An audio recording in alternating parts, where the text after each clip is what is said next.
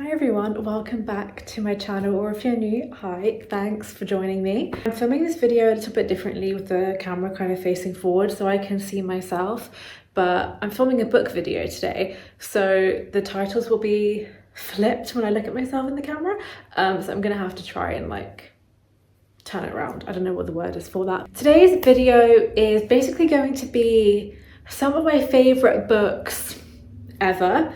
Not all of them, because I've read a lot of books and quite frankly I can't remember all the books that I've read. I don't even have all of them anymore. I've only kept ones that I've read, I guess, over the past maybe 2 years that I really did enjoy. But today I'm going to show you the ones that I really loved, that I found insightful, interesting, engaging. I've mainly got fiction here, one non-fiction, so it's basically just going to be fiction pretty much. I am missing one book and I don't know where it's gone, so maybe I'll include it in the next video that I do. Hopefully you guys are enjoying the book content.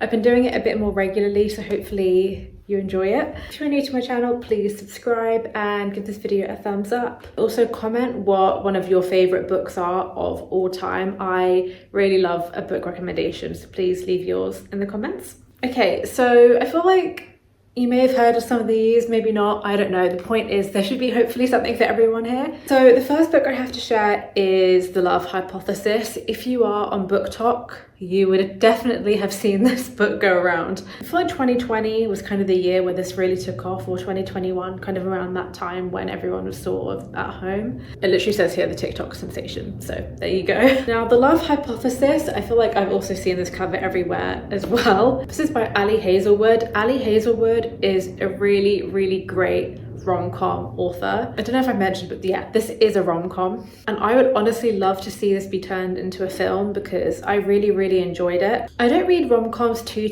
often. I feel like it has to be done really, really well for me to enjoy it. I feel like the plot, the storyline has to be really strong. I have to believe that the characters actually exist as well, because it's a love story. It's a very, you know, kind of personal thing. You want to feel like you know these characters, or that they really do exist. So basically it's about a relationship between these two. I think they both work in a university. I think that was kind of the setting. So this is Olive, and she's basically a PhD student. And this is Adam Carlson. I can't remember, is he? Oh, he's a professor, now I remember.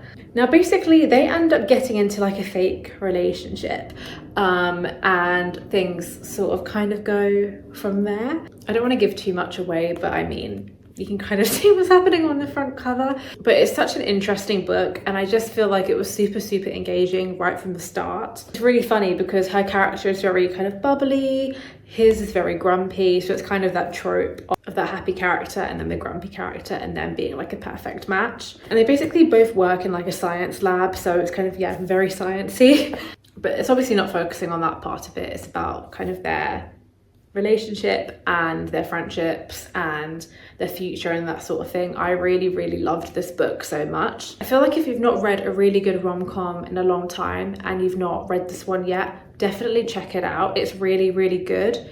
I've read quite a few of Ali Hazelwood's books, as I mentioned at the beginning, but I feel like this is the best one that she's got. I feel like she's got a few like romantasy novels as well, which I've also enjoyed, but I know like romantasy or fantasy is not for everyone, but I feel like most people would enjoy this one. Now, the next book I have to share, I feel like again is a very, very popular book and most recently turned into a film, which is The Housemaid by Freida McFadden. I find it so cool that she's like a brain surgeon, or she does something with brains basically, and she writes amazing books as well. I read this a few years ago and it's always stuck with me, and I will always keep this book because it really is a page turner. You could read this a day if you're committed to it, or maybe 2 days. It's really, really good. I've actually not watched the film yet. I don't know why. I've got this thing, like if I read the book, I'm always hesitant to watch the film because I don't want it to like ruin the book for me. I feel like it always has to be done really, really well, but all the reviews have been good, so maybe I should just check it out. Now, I can't actually remember what the main character is called.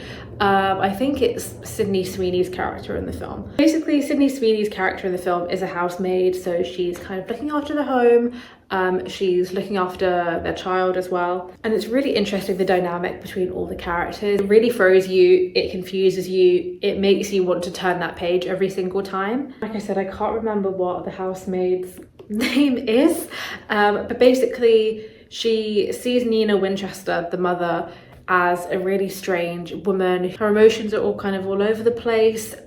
She will make a mess after she's cleaned it up. Like, it's really, really weird. And Nina Winchester's husband, called Andrew, always basically seems like a broken human being. So the housemaid is just trying to figure out kind of the dynamic between them, what's going on, and things just get weird. And of course, the housemaid herself has her own story to tell as well. And I believe there are now 3 of these books.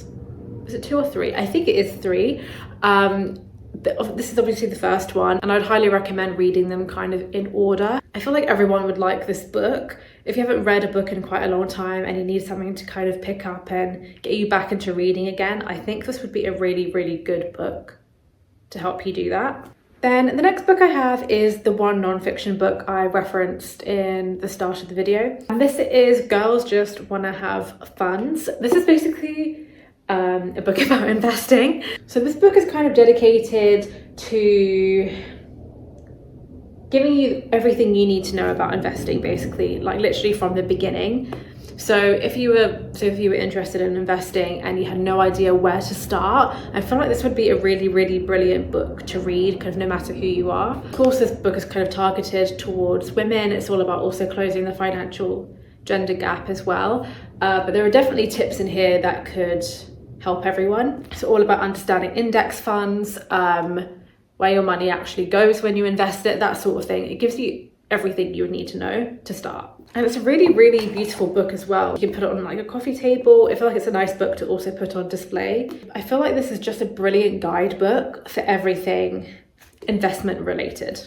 It talks you through the risk of it.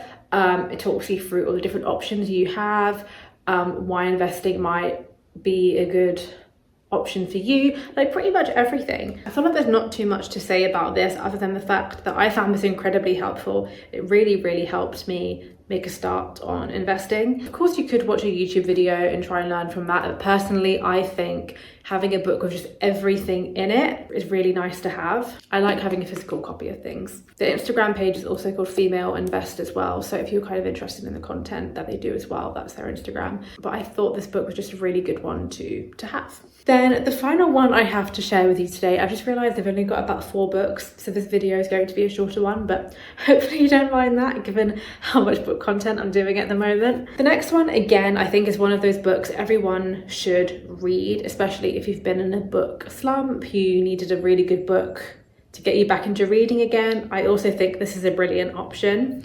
So this is The River is Waiting by Wally Lamb. I never heard of this book before. It was actually a gift and I loved it so much, but wow, it's emotional. And it focuses a lot on guilt, grief, like really quite heavy emotions, but it's a wonderfully brilliant book, like so well written, to the point where, again, you kind of believe these characters are real.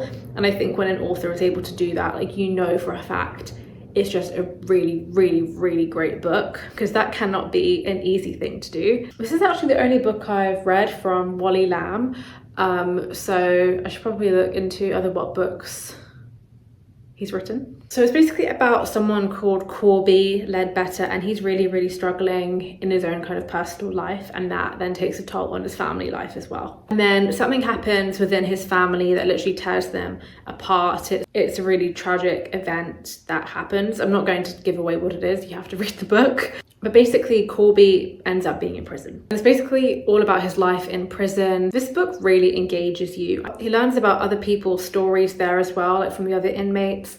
And it's just like you're hearing about all these different people's lives, and it really can change your perspective on things, and really just, it's a book that makes you think. So Corby gets put away for quite a long time, and you kind of see the relationships or friendships he strikes up, and also those he doesn't really make friends with as well. And it's basically all about his time there, and also how the relationship with his family might change. It just covers so many different things. I feel like I can't really put into words all the things kind of in this book in terms of topics that are discussed, but it's definitely worth the read. Again, I feel like everyone has to read it. I feel like my explanation of this book has not been brilliant, but it's just one of those things, like, you just have to read the book.